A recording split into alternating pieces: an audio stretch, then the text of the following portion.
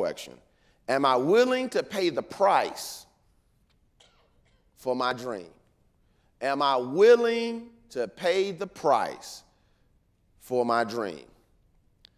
There isn't a single person in the world who has achieved a dream who hasn't paid a price. You pay it in your blood, sweat, sometimes your tears. But you're going to pay a price. Why? Because, as John Maxwell says in the book, the dream is free, but the journey isn't. The dream is free, but the journey isn't. See, many times we want the big dream, but we don't want to do the work to get to the big dream. What am I willing to do? What am I willing to pay? Well, let me say this on the front end.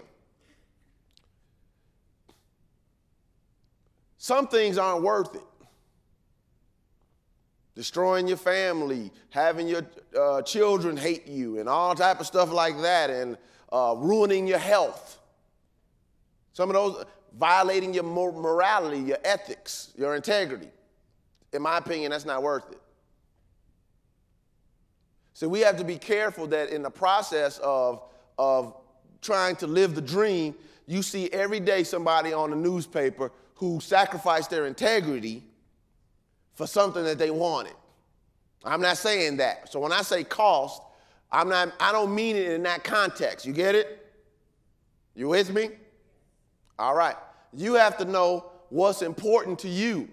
You know, I know someone who told me that his son, is a minister, matter of fact, told me that his son told him when he was a teenager that he hated the church. And his father became mad because he raised his father in the church. And he said, why? He said, because the church stole my daddy from me.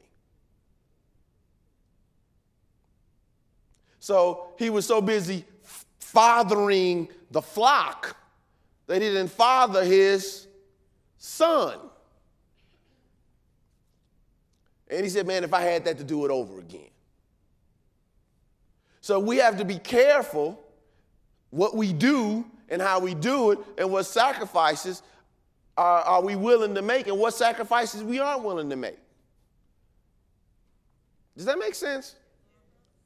Because sometimes, you know, I love it when Dr. Winston Johnson says, we climb the ladder of success, and then we find out that the ladder's leaning on the wrong wall. I love that because it's so on point.